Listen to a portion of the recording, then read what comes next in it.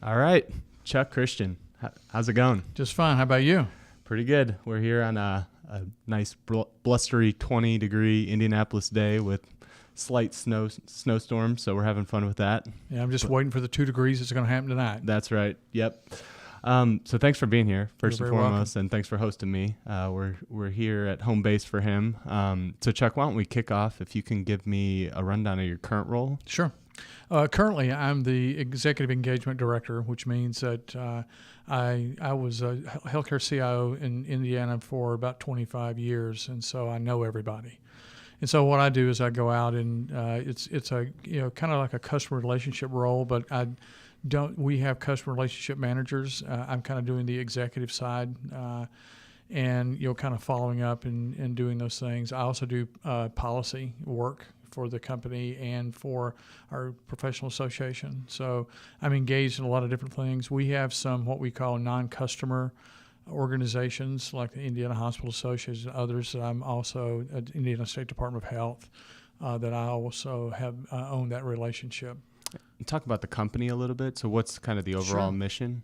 Well, the Indiana Health Information Exchange is basically we were incorporated in 2004, but as a nonprofit organization, but we existed long before that. It was designed to allow organizations to send us clinical data that could be shared and after it was normalized with the clinicians, with the physicians for patient care and patient safety. And so we have about 117 hospitals in the state of Indiana. We have imaging centers, we have reference labs, and so we have about 150, 160 different data sources and gathering more all the time and creating a very, very rich data set of patient care from Indiana. We won't make this an Indiana podcast, but isn't it kind of surprising Indiana has quite a bit more of a healthcare presence than you'd probably expect if you weren't from here? Well, the really interesting thing is in Indiana, there's a couple of things that you wouldn't expect is we have some pretty large health systems, tightly grouped together in Indianapolis.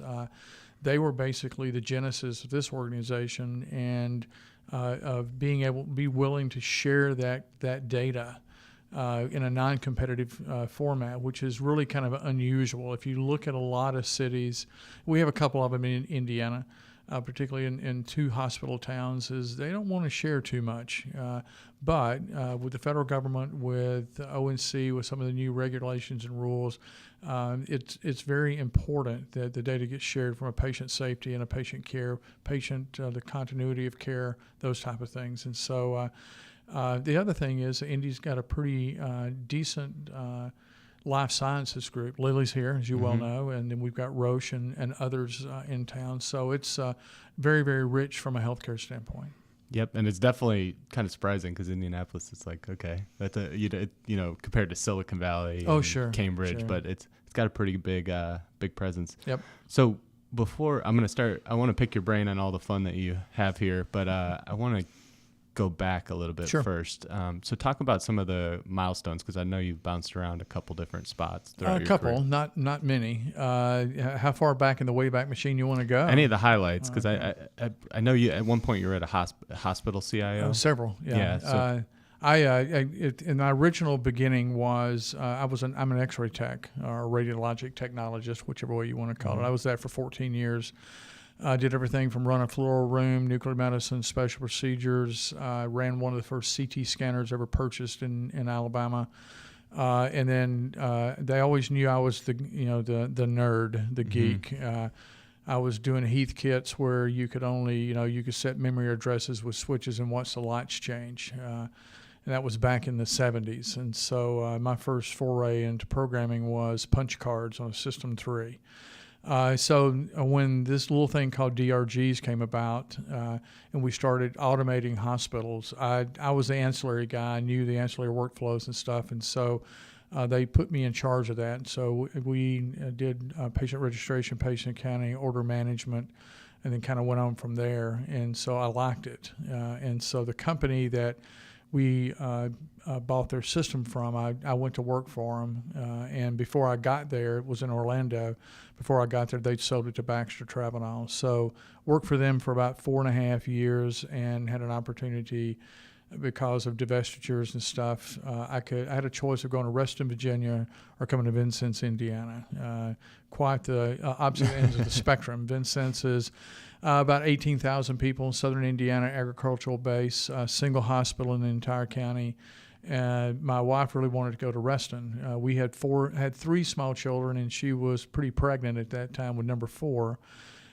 So we chose Vincennes because it's a great place to raise our kids. And so we're only going to be there for a couple of years, then beam out, go to another hospital, do something bigger and better. But it was a great place to raise our kids, so we stayed there for 24 years until the kids were grown and out of school.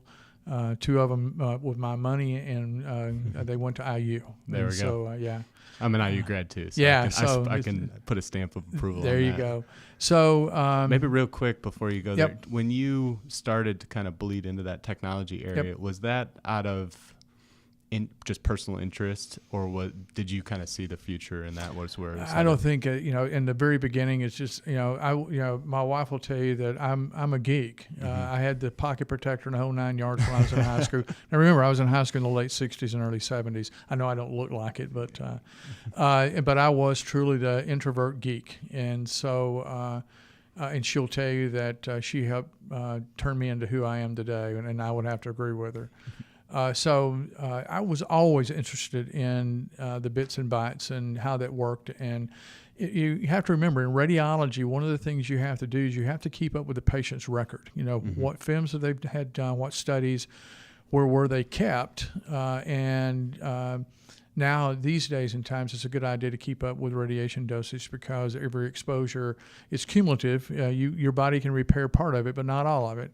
And so that lent itself to record keeping, and which is really a database. And so that's kind of what I started, working on. How do we do this on a scale that would be automating a radiology department to keep up that kind of stuff? Well, back in the 70s, technology was very expensive. Hard drives and stuff were hard to come by, and so I jumped over into the bigger things, where the mainframes and those type of things, where the hospital was actually buying the equipment to do that, and kind of learning as I go. So, Okay.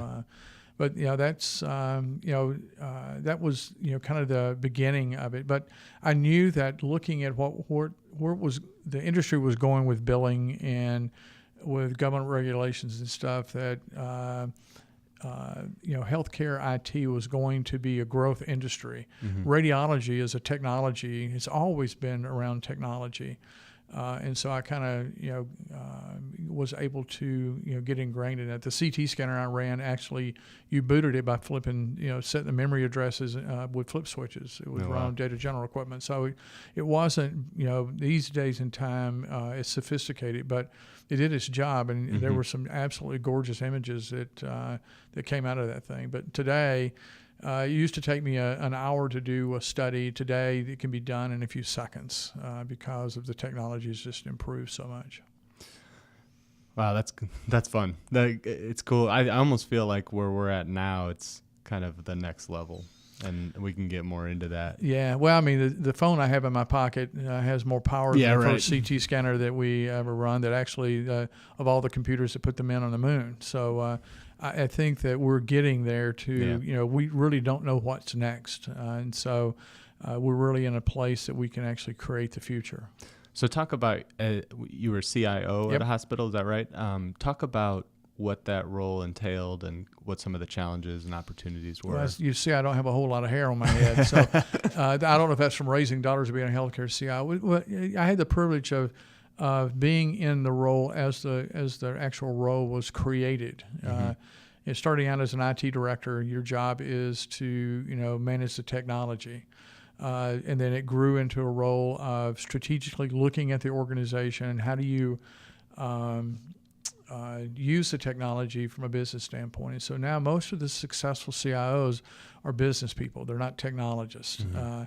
I had some really, really smart people that knew the technology far better than me. I mean, I can talk switches and networking and that kind of stuff, but if you ask me to configure a firewall, I'm going to look at you and go, no. But that's the thing, is knowing how to manage the folks, manage the processes. And the other thing that comes along with the role of CIO is change leadership, not necessarily change management, being able to lead the organization in change. And a lot of them have moved on to chief innovation officers, because you're innovating solutions that will have deep ramifications upon the organization. So I think that I actually read a piece not long ago that said that the importance of the CIO was decreasing because their purchasing power is going away. Well, I'm not necessarily. I don't think that it's a one-to-one corollary. I think the importance of the CIO position is more around strategy, and technology, computers. They become commodities, and so the thing that you have to watch out for is people going out and buying stuff and then bringing them to the IT department and says, will you install this for me? Because that never happens. That never happens. Absolutely not. I remember when I was in Georgia, I left Vincennes and moved to Georgia to be the CIO at a much larger health system. And I've been there for like 2 days, and one of the guys on the loading dock called me and says, hey, the dozen servers that y'all ordered are here. And I'm going, what dozen servers? And I called my CTO, and he says he doesn't know anything about it. Well, come to find out, the lab had signed off on an upgrade and expected it to be done in like 3 weeks. And it didn't happen. But that's what we call an opportunity. Yeah, it was an opportunity. It's an opportunity for me to modify policy and make and educate some department directors about who has signing authority on those type of purchase in the organization. And it was basically, it wasn't me, it was the CFO. So a lot of the change, you talk about being that change agent. Were you changing? There wasn't really technology before, so it was a big part of your job just getting people comfortable with the technology. That's still kind of the case today, well, but I mean, was it different? I think for the very first part of automating healthcare, we did the business side of it. General ledger, accounts payable, payroll, the accounts receivable, patient accounting system, registration. We didn't really automate the things that we really do in healthcare around patient care. We had ancillary systems. We had a radiology lab. We had pharmacy and that kind of stuff. But we really weren't automating the documentation, the nursing processes, the physician processes, and those were really the hardest because they had deep impact upon a lot of process and policy, quality of care, patient safety, all those things had to be taken in consideration. I remember I had the pleasure, we were implementing a medication management solution, and I had the pleasure of being Henry Kissinger between nursing and pharmacy, because they were angry at each other, and they were angry at me too, because I had the job of making sure this got implemented. And so in those conversations that we had, I learned that pharmacy up until then, they had complete control over what they thought was the medication distribution, the MAR. And what they didn't realize, and nobody else did, is that they printed the MARs about when those medications should be given to the patients. Nurses would take those with their pencil and write over them and change the schedules to more meet the nursing schedules, the patient schedules, and that kind of stuff. And so the frequencies and things that the pharmacy had designed that worked really well for them didn't work in the real world. And the fact is that we had the system arranged so if the nurse didn't give the medication when the schedule says, it was marked late or marked early. And so we had to do some redesign, process redesign on that, and then we actually wound up totally redesigning how pharmacy delivers the medications to the nursing floors and stuff. And so, being willing to enter into those difficult conversations to not necessarily initiate the change yourself, but you create the atmosphere where that change can happen appropriately without people picking up chairs like WWF and beating each other over the head with them. So There were some anxious moments, but they were all professionals, and it worked out really well. And we went on to do nursing documentation, and then the last one, most interesting, was physician order entry. That's probably one of the most difficult implementations I've ever done, because you don't realize that when physicians write orders, have PT evaluate and treat, that what's happening is PT is evaluating the patient, writing in for the physician, here are the orders that you need to write. And we also didn't realize that nursing, the unit clerks, when the physicians write the orders for a chest X-ray, she's putting them in as a PA antilateral or something like that. There's a level of translation that takes place that you don't ever think about. So it took a lot more effort to make people comfortable with it. And now that the clinical documentation systems you put in physician practices, you can blow up their workflow pretty quickly.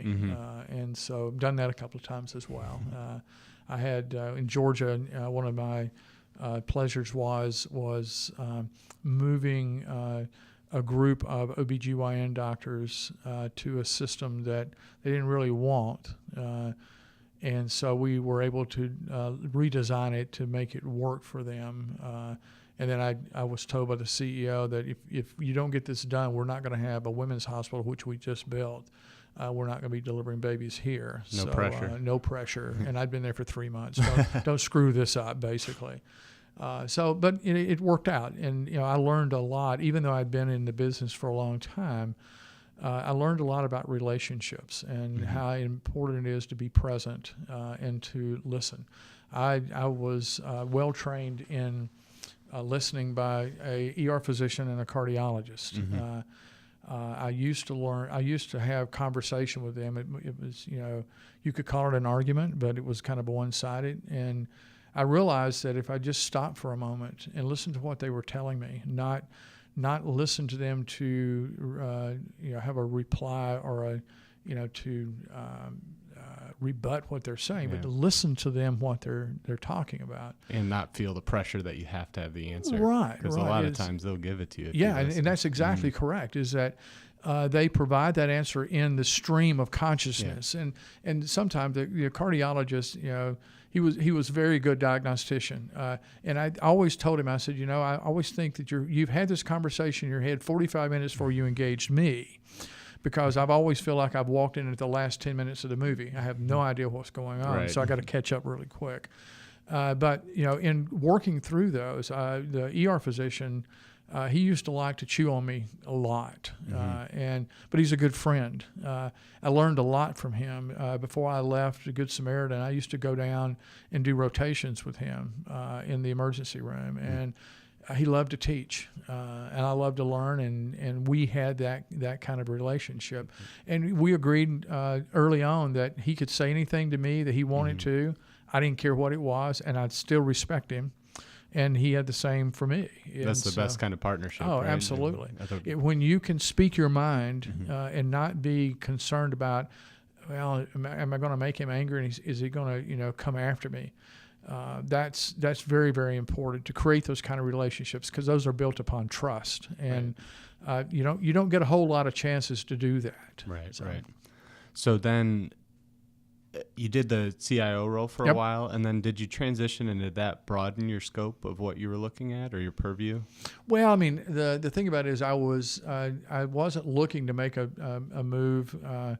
The hospital in Georgia was being sold to a for-profit, and those for-profits don't need senior vice presidents and CIOs. They don't need strategic leaders in those positions.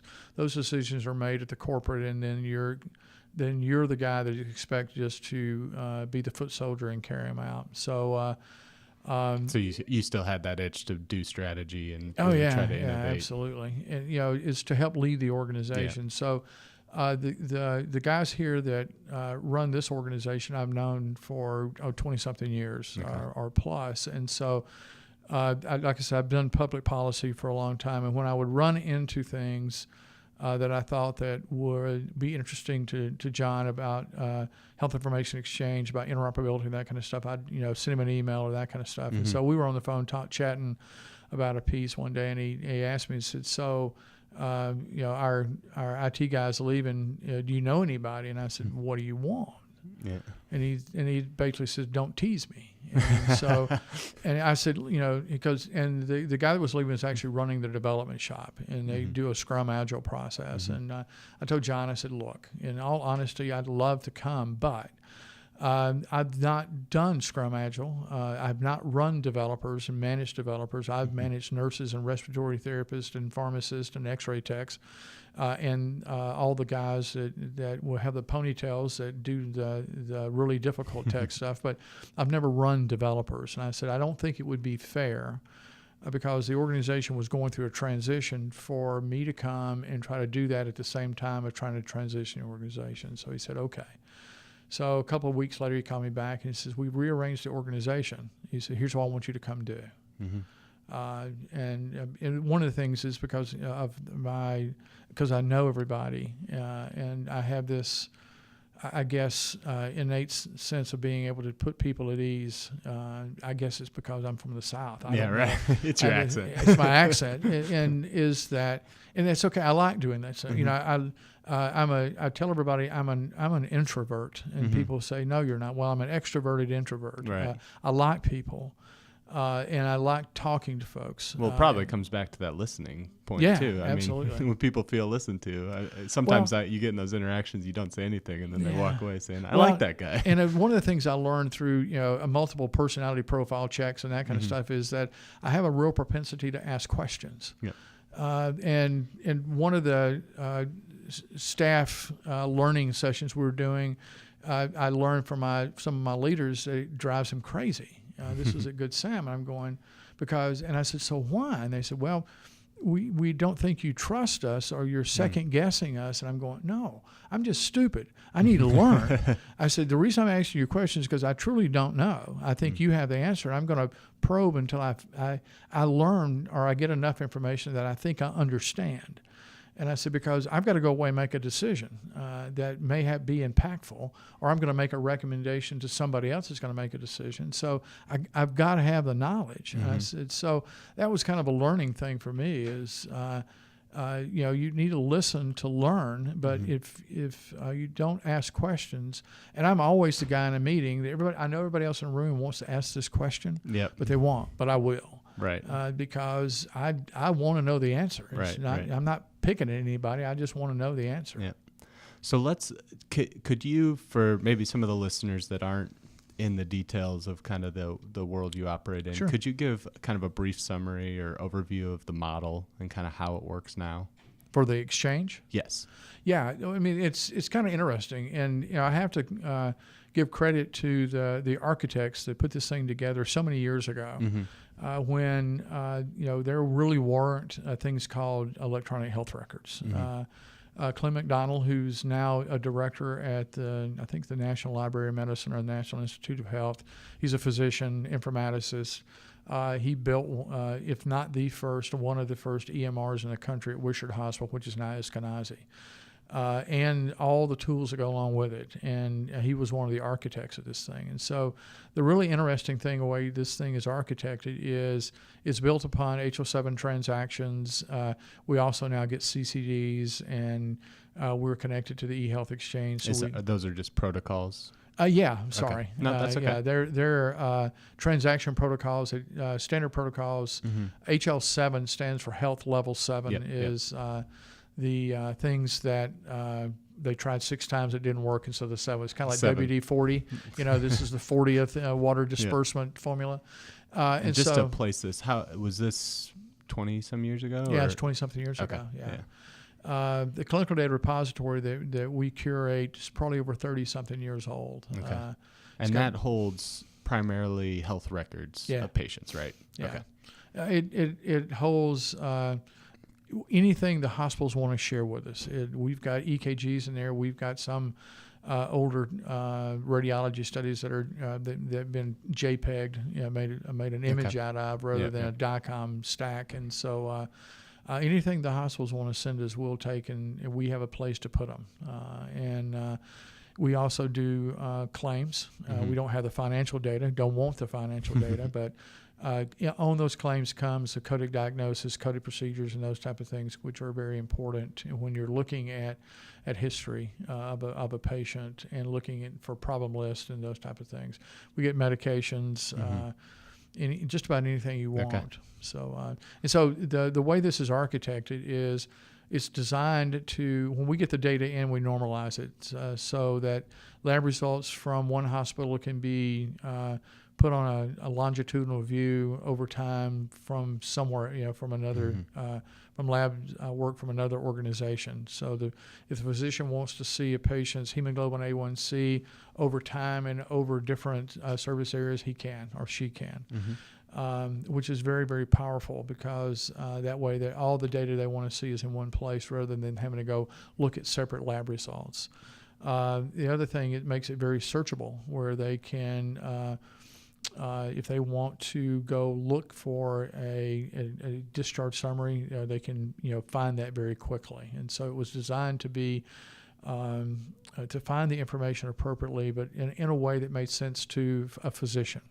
And that's what it was designed to do. It was designed for a clinical, in a clinical setting. It wasn't designed for anything else. However, now that we're doing value-based care with, and people are doing population management and that kind of stuff, it also works very well for that. Right. And so was the main, sorry for interrupting, the main goal was to be able, because before, if you look at the before, all the data was just housed in that whatever entity, and the goal was really to spread it broader. Yeah. Well, I mean, and part of it is there's a physician in town that was part of the original group of physicians that asked Regenstrief and others to build this thing. Is that if you think about it, the number of ERs that you can get to in very short order.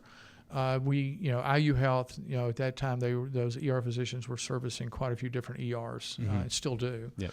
But now they're all one health system. Back then, they were not. And so the physicians were seeing patients tonight that they saw at another hospital last night. They couldn't see the record. Yeah. They couldn't see the test results that were resulted after they were ordered and the patient was gone. They couldn't see it. And so they were running blind. So pretty hard to diagnose. Very hard to diagnose. And, and make sure that the patient's being treated appropriately. Right. And so that was, kind of the genesis of this, of showing, being able to look at that patient's record over time. And then, the whistles and bells were added to it to make sure that, we were treating the patients appropriately. We had one instance of a physician that shared with us that it was an ER physician, and a young man came in that had been diagnosed previously with Crohn's disease, and he was in pain. It flared up, and so the doctor started talking to him, and so he pulled up CareWeb, which is our browser viewer of it, and noticed that the young man had been in 6 different emergency rooms over in the last 6 weeks. Different ones, and each and every one did a CT scan on him on the abdomen, trying to see what was going on. And so he didn't order another CT scan. He went and had a conversation with the young man, and so he found out that he did have Crohn's, but he had other things going on that needed to be addressed. And so another CT scan was not going to tell him anything different than the one he had a week ago. And plus he saved him a crap load of ionizing radiation that he didn't need. So those are the things. Probably a little bit of money too. Yeah, a little bit of money. Well, his insurance company at least, or a copay or whatever. So we get those kinds of clinical stories all the time from physicians being able to find information, particularly, if you look at, the rural hospitals in southern Indiana, northern Indiana that transfer in patients from or refer patients into the larger hospitals here, those physicians need that information so they can appropriately diagnose and care for those folks. And so it's a really kind of amazing thing. And the other thing too is I was a customer. I was at the hospital I was in southern Indiana. We were the first hospital in southwest Indiana to connect. I start moving data up to Indianapolis, even though our referral markets were down toward Evansville. But the Evansville hospitals were also connecting at the same time. And so we were all, and so Gibson County, the hospital in Jasper, Sullivan County, all those hospitals started connecting up, and those are all around the referral markets and stuff. And that's probably one of the clear-cut examples that you're doing it for the patient, Yeah. right? That's a good thing, because sometimes if you look at other parts of the industry, you're kind of 1 or 2, maybe 3 jumps away from the actual patient interaction. Yeah. That's what the benefit you guys have is you can see you're with the patient and you see the results. Right. I mean, and I think that's the primary key is making sure that we're, one of the things that I don't know if you've heard of meaningful use and some of the stuff that the federal government's doing is, a lot of it they're doing is about exchanging data or interoperability, but they're counting the number of things that get moved. And that's one thing. Of getting it there is kind of is the first step. But was the information actually used to inform that patient's care? Mm-hmm. And then did it have an impact? If you knew this, did it play into that? Those are questions that are just now we're in a position to ask physicians. Did they, was the information available? Number one, is it easy to get to? And did it help inform the care, and did it impact the outcome? The other thing is that we've learned over time is that when you have an emergency room that runs on paper, if you need to fire up a web browser to go look at a clinical record that is aggregated from a lot of different places, you're more than willing to do that. But once you automate that emergency room, and that physician is living within that EMR, and they're getting all their interactions, their lab results, and everything there. Mm-hmm. They don't want to go log on to something else and look at it and navigate differently. And so we're working to move that information into that patient's record, so the physician doesn't have to go anywhere else. We just did a really interesting project with IU Health that it has a very high cool factor. You have a patient that walks into the emergency room with a diagnosis of chest pain. That's what we started with. Mm-hmm. The ER physicians told us that there are 5 pieces of information they want to know about that patient, and they don't want to go click 35 times. They want it presented to them. Mm-hmm. And so what we did is we wrote a FHIR application inside the Cerner. Mm-hmm. And with Cerner's help and IU's help is, so when that patient walks in the emergency room with that diagnosis, now we have 7 or 8 different diagnoses we can do this for. The system, when a physician clicks on it, the system will go and will query and extract that data out of our clinical data repository and move it back to the physician. If it's there, it'll light up it'll mm-hmm. not be grayed out. It'll light up, and they can click on it and see the document or see the study or see the result, whatever it is that they need to, and they can get to it very quickly. We had one ER physician that helped with the pilot, and he was one of the clinical guinea pigs is not really a pleasant term, but he really was one of the clinicians that helped pilot this and let us know and kind of did the usability testing on it. So he was in the emergency room one night and knows he had a patient. He didn't have a patient, and one of the other physicians did, but had chest pain, and all 5 pieces of data lit up. But we always also tell them where they came from, which hospital. All of them came from IU Health. And he says, okay, here's a thing. I want to see. I know how to navigate Cerner really well, and mm-hmm. he did. I'll go in Cerner and go look for each piece of it. How long does it take me? How many clicks does I have to do? And so he was counting that kind of stuff. And so it took him about 4.5 minutes and 33 clicks to find that data. And so he went back to the application that the FHIR application, 12 seconds, 4 clicks.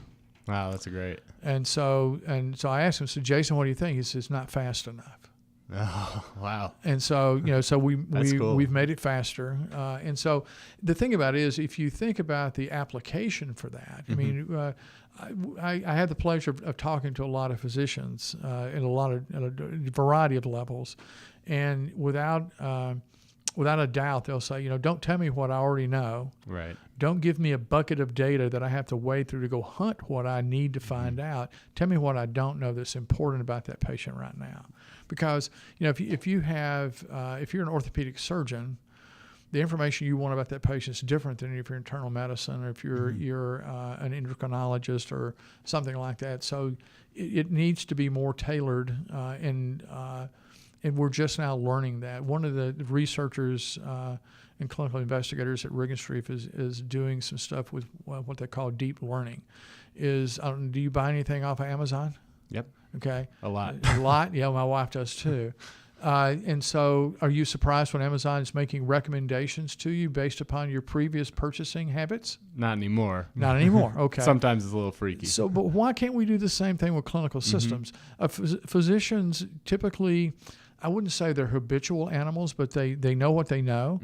And, they're going to go through certain thinking processes when they're, kind of doing their differential diagnosis, and they're researching those type of things. And so why can't we also learn those physicians' habits or how they look at patients' records, and then hand that information to them rather than them having to go hunt for it. And so I think that's the power of automating these systems that we're getting into, and trying to learn how to use the computing power that we're getting.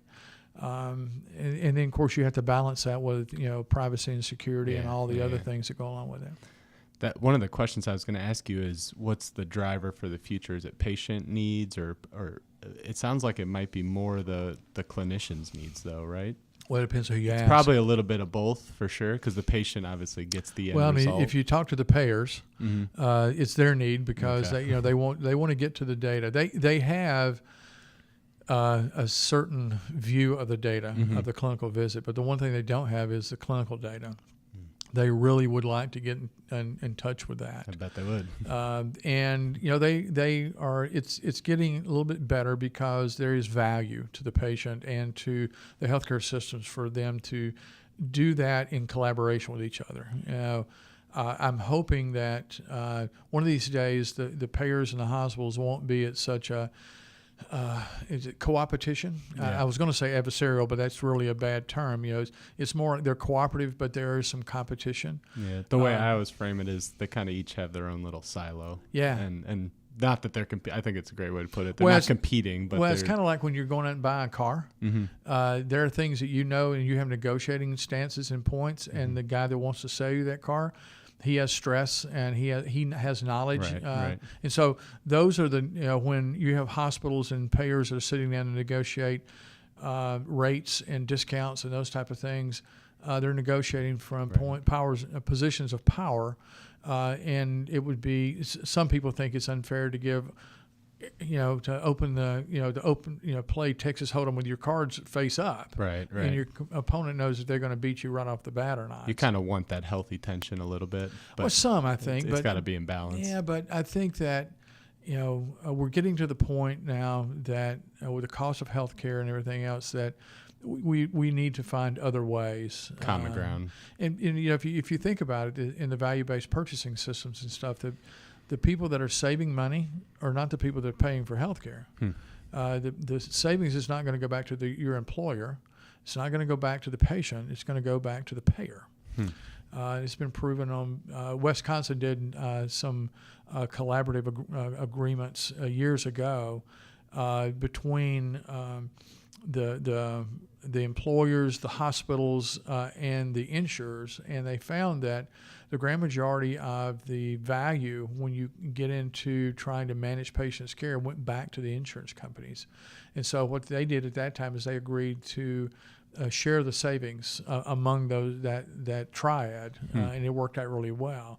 But it took a lot of work to get there. So I don't know if we're going to see that. And I think that's some of the thing we're seeing in value-based purchasing with the ACOs and stuff that the federal government is doing is we're about to, with the new rules, the changes of the ACOs, the hospitals or the ACOs have been able to navigate in a no risk, basically. There's no downside on it. They get to share in the savings, but if they lose money, they're not at risk for that. That's now changing. The CMS is changing the number of years they can stay in those kind of safe harbors, and they're going to move them up to actual full risk, not for 100%, but they're going to share that risk, particularly Medicare and Medicaid. So we'll see how that goes. Do you think, is there, I guess, it's kind of hard for me to envision what the future is going to look like in your world. Do you have kind of an optimal vision? And how does that compare to reality? My optimal vision is sitting on the beach with a Corona. Yeah. And so, I think that I can't prognosticate about what healthcare is going to be. I mean, there's too many variables out there right now. And the fact is, you've got the Amazons, the Apples are entering into the fray. CVS's and Aetna and those type of things. But there was a book that Clayton Christensen wrote years ago, The Innovator's Dilemma. Are you familiar with that one? It was written around steel mills and the fact that the steel mills basically did themselves in because they allowed the boutique. Fix use a southern term, but boutique is boutique manufacturers. They started out of rebar, then they moved on to the wire mills, and they moved on to plate, and then before long, the only thing the steel mills were making was the big stuff. That there really wasn't a whole lot of market for it, and so their bread and butter was being done by someone else. And so Clayton also wrote a book, The Innovator's Prescription. It was about healthcare.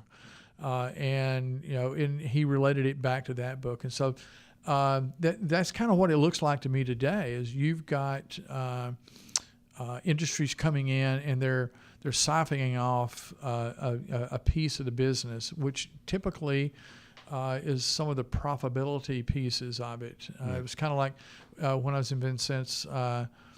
If you look at technology over the course of years. I can remember the day that if you're going to have your gallbladder removed, you're going to be in the hospital for about 6 days, and your recovery was going to be 6 weeks. Today, you can go have your gallbladder removed endoscopically, and if you miss a day's work, it'd be interesting. You may feel strange, but you'll be right back at work because your recovery is going to be a lot better. They're not cutting muscle planes that have to heal back and a lot of other things. And you don't have people have hands within your abdomen either. So technology allows the value chain to be moved down. There are a lot of procedures that used to have to be done in a hospital on an inpatient basis that moved out to outpatients are now being done in a physician's practice. We had a group of physicians that moved some very profitable procedures into their practice and did them quite safely, but they moved that profit out of the hospital. And so I think that's one of the things I fear is hospitals and emergency rooms are kind of high cost care because of the technology and the quality of the people and their education they have to have. If you siphon off all the pieces of it that are profitable, then all you're going to have are the pieces that are very costly, and either one or two things are going to happen. Either the services aren't going to be there, or you're going to have to go somewhere where they have volumes that they can handle. It's kind of like losing money on every sale, but make it up in volume. It just doesn't happen, and so that's the thing. The other thing is that technology can lower some of the cost of this, and so we just need to continue to find those ways of doing it. But I mean, the thing I used to kid everybody back in the 70s is that you take a hemostat, if it's made out of surgical stainless steel. It cost $20. What's the use of that? Hemostat. It looks like a pair of scissors, but it clamps. Okay. It's a tool it's a tool in surgery. Gotcha. If you have a bleeder, you put a hemostat on it basically to stop the bleeding. Yeah. But they're also used as roach clips out in California in the 70s too. The same thing cost $1 in a head shop. And so if it's being used in healthcare, it's very, very expensive. If it's used outside of healthcare, it's not so expensive. Yeah, so. Back to your point about siphoning off, a good example probably is Minute Clinic. Those type of things too, exactly what you're talking about. Well, the other thing too is that we're finding different ways of providing care appropriately. I've got a daughter that's got her own daughter, and if the granddaughter gets up in the morning, has got a sore throat or whatever, my daughter's not going to call her pediatrician. My daughter's a teacher. And so she needs to be in class for her students, but she also needs to effectively take care of her daughter. And so the school has a clinic set up so she can take her over there, get her seen, get her treated, or get her referred, if it's something that needs to be referred back to the pediatrician. But most of the times it's going to be an earache or something like that, and that may need an antibiotic or something very quickly that the physician extender can take care of. But what it also does, it fragments that child's medical record even that much more. And so we've got to figure out how to pull all that stuff together and do it in a way that it doesn't require a massive amount of technology and a massive amount money to do that. Implementation costs and all that. Yeah. And so, we're getting there. We still have some standards and stuff. I mean, one of the things that the government doesn't like to do, they don't like to pick winners. And so there are standards that we use in this transactional space. The good news is we have standards. The bad news is we have lots of standards. Yep. And so you have vendor A that picks this standard and vendor B that picks that standard, and guess what? They don't talk to each other. And so we've got to be more willing to, basically put our foot down and say, we're going to do it this way. I mean, if you look at, somebody told me the other day is I want it to work like cell phones. Okay. I want to, so today I can call any cellular phone, any manufacturer on any network I want to. It wasn't always like that.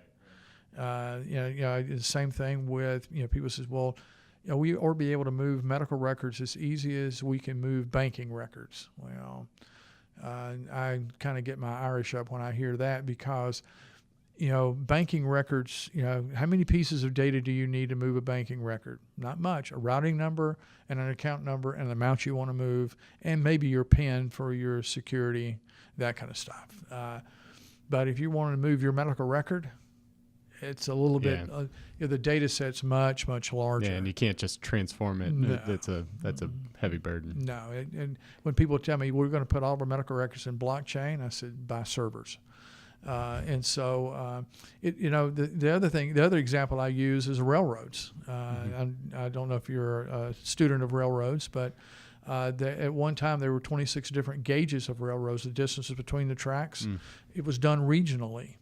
Is that because the trains only needed to run to take care of trade and moving merchandise or whatever within the region. It wasn't until the railroads became conglomerates, and it was a reason that you wanted a train from New York to be able to go to California, that they had to come up with this thing called the standard gauge.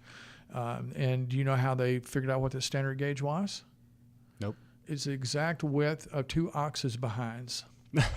Because that's the width of the wagon wheels that walk behind the oxens. That was everybody's standards. 27.5 inches, I think, is the width between the railroad tracks. Or maybe it's 47.5 inches, but it's really, really odd. That's interesting, and I've similar to that kind of metaphor or analogy. Is what you're doing run when you say you've said government a few times? Yep. Is that at a local, state, national, a little bit of all? Well, not so much local. Okay. I mean, the city government doesn't get involved in it, but the state government does because state government and federal government are the 2 largest payers of health care in this country. Right. So they're also the federal government is the largest creator of federal policy and regulation. The folks in Congress need to do their job, and their job is to make laws, and then the other agencies of government are there to interpret those laws and make regulations. And so they do their jobs really, really, really well. ... Exactly. Yeah.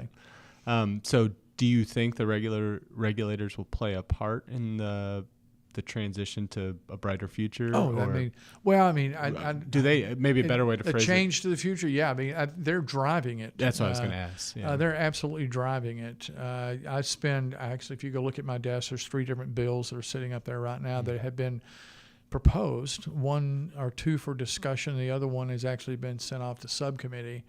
and I read it and I just shake my head. But I know that when it comes out of the machine at the other end, it won't look like that. Right. There'll be some really bright people, take a look at it, and they'll ask folks like me, what do you think? And I'll give them an opinion and hopefully mediate it a little bit, change it a little bit. But the thing about it is, if you look at the amount of money that we as taxpayers are putting forth for healthcare, through the expansions of Medicare, through the expansion of Medicaid, and just for taking care of the people of Medicare age like me, is that it's a massive amount of money. And we need to figure out ways of, it's called health care, but really what we do is sick care. And we don't pay people to keep people healthy in so many ways. We pay the most amount of money is paid out to treat people when they get ill. Yeah, retroactively. So, and we need to figure that out. Mm-hmm. Especially with all the devices and technology I mean, that's I'll available. use me as an example. 22 years ago, I had a heart attack. It should have killed me, but it didn't. Thankfully, I was in a hospital, and so I didn't have any heart damage. But I modified my behavior. I lost, I guess I'm down about 60 pounds from that time. I quit smoking. I started exercising. I had 4 small daughters at that time, and I wanted to watch them all grow up and have children of their own. And so I got involved in my own health care. And of course, my wife is a critical care nurse, and so that helps a little bit too. She keeps you straight. Oh, yeah, man.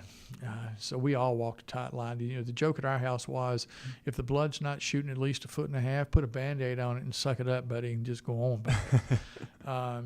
And so, I think that we truly need to find better ways of doing it. And I think we are. Like I said, some of the technology, but things have just gotten more expensive. My wife and I went to the grocery store last night, and we spent $200, and I'm still trying to figure out what we bought. Dog food and a few other things, and it was $200. And I can remember when we were first married. Of course, that was almost 45 years ago. I couldn't carry $25 worth of groceries. So things have gotten more expensive. People like to make more money every year, and the first car I owned, the first house I owned, the truck I drive outside costs more. I could buy 2 houses for what I paid for that truck. It was a 3-bedroom house. It wasn't anything fancy. It was our first one years ago, but still things have gotten more expensive. And so we need to figure out more ways in order to not cut corners, but to cut cost and find ways of engaging people into their health care. Did that health scare, that probably put what you do every day in perspective, I'd have to imagine. Well, actually, it reminded me because when I was a senior in high school, I had an ulcer. Mm-hmm. And I went through the mill of testing and that kind of stuff. And that's where I decided that I wanted to be an x-ray tech. And so I actually literally got over that. I graduated from high school one day. The next day I was in the hospital. I got accepted into the program, and I hadn't left hospitals other than just for a little while since. And so it gives you perspective. It reminds you of things that are what's really important and what things aren't really important. But I think we all have to be reminded of that from time to time. It makes it a lot easier to go to work when you have those reminders. Yeah. Well, the thing about it is what I remind, and when we say it here, is, what do we do at the Indiana Health Information Exchange? Well, we don't directly save lives, but we do, because we provide tools that help inform the care that actually is going to have an impact upon people's care and their outcome of that care. And we need to be reminded of that. I worked in an organization that, one of the things I asked them to do when I got there was get up behind your desk and go round on the floor. And I had one guy tell me, he says, I'd forgotten we had patients. I said, how do you do that? Well, because, he wrote code all day long. Right. He didn't think about it. He just wasn't exposed to it. And so I think we need to be reminded of that we're in healthcare for a reason. And most of the people that I know that are in healthcare, they're in their healthcare for a reason.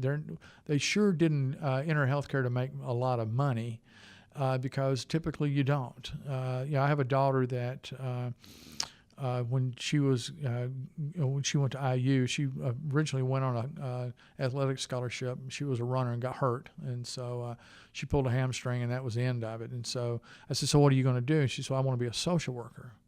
And I said, "Have a seat." And I sit there and told her, I said, babe, you know what social workers make? Yeah. You know you're not going to make a lot of money. Yeah. But Daddy, I can make a difference. Wow. And I said, God love you. The world needs more of you. And so she is a social worker and quite successful, and she manages she works in a high school and middle school down in New Albany in the southern part of the state. Her husband teaches high school math, and she makes a difference every day.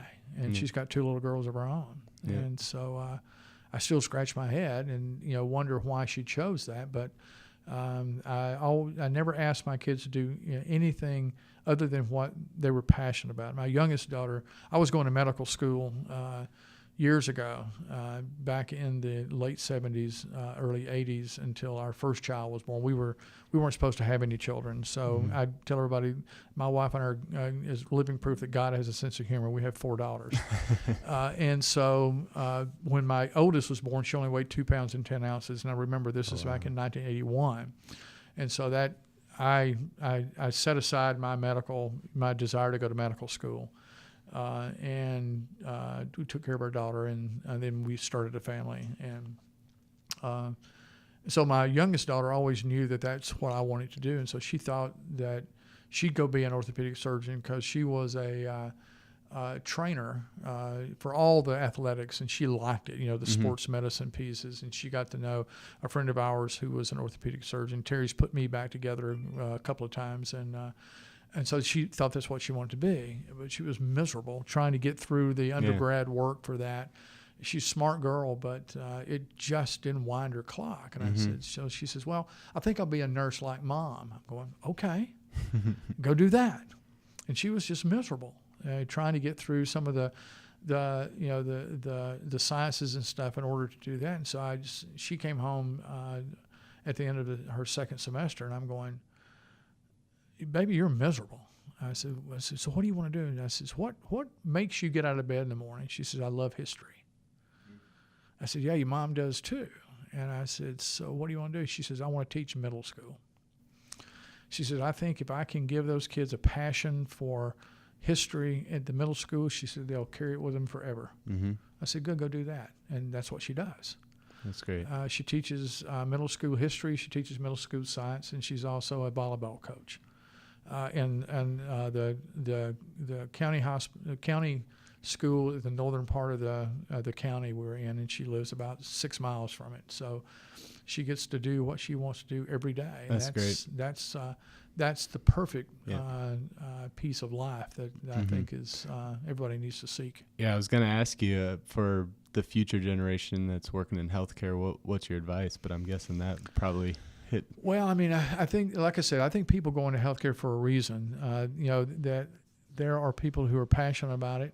There are people that, but I think it's something that we're all kind of wound away that we have compassion for our fellow humans, and we'll just go out of the way to do that. I've watched nurses that will do things, go out of their way and sacrifice, so much. Just like my girls that are teachers do the same thing. They do it for. It's not a vocation; it's an avocation. And in some cases, it's like a ministry. They do it for the love of doing it versus I need to do this because I've got a car payment or I've got a house payment and stuff. I'm here to make a difference. And I think that those people that have that higher calling, we need to make sure we have a lot of those folks around to do that.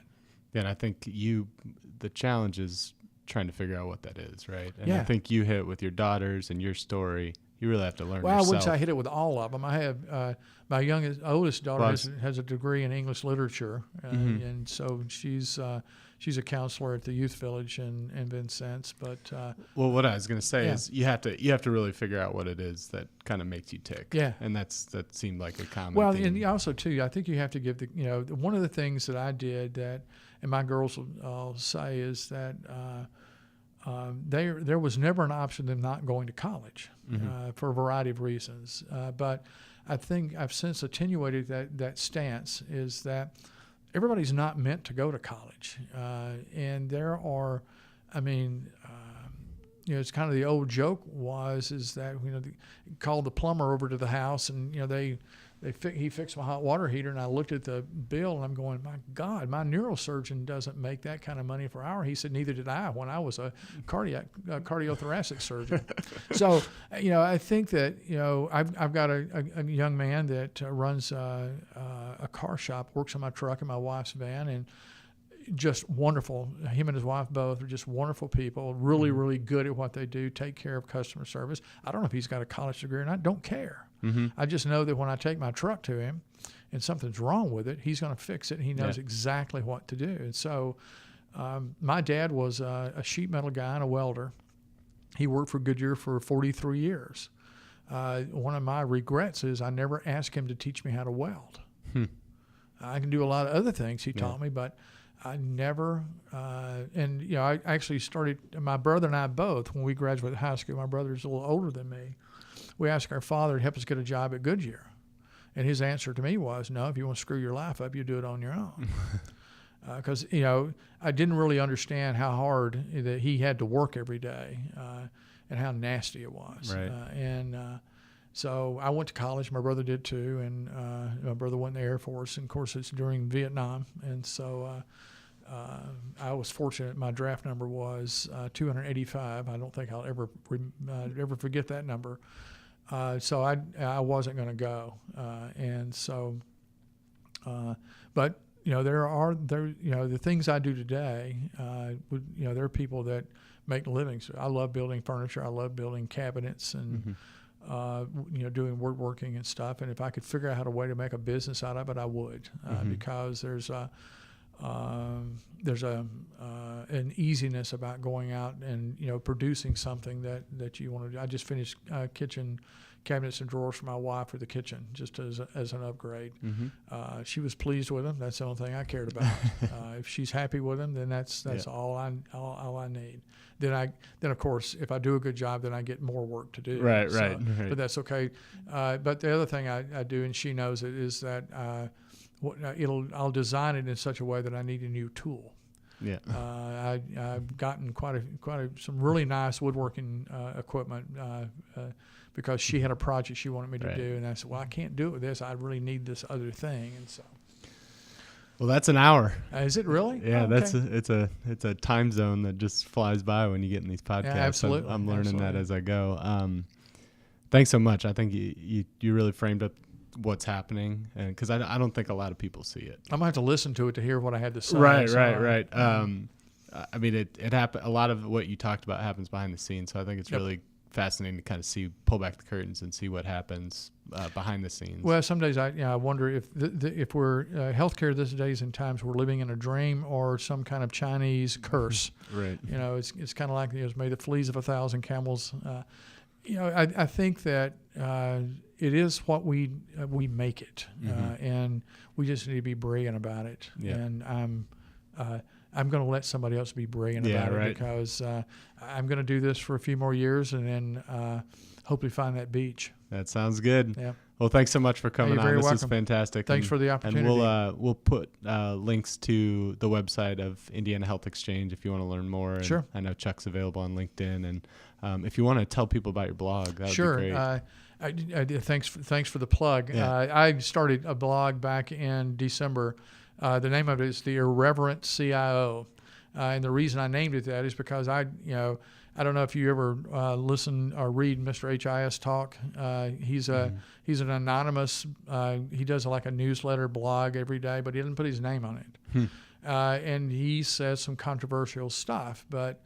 And so I know a lot of people in the industry. I've had the pleasure of serving on a lot of industry boards and getting to know a lot of the very interesting and intellectual, really smart CIOs in the country.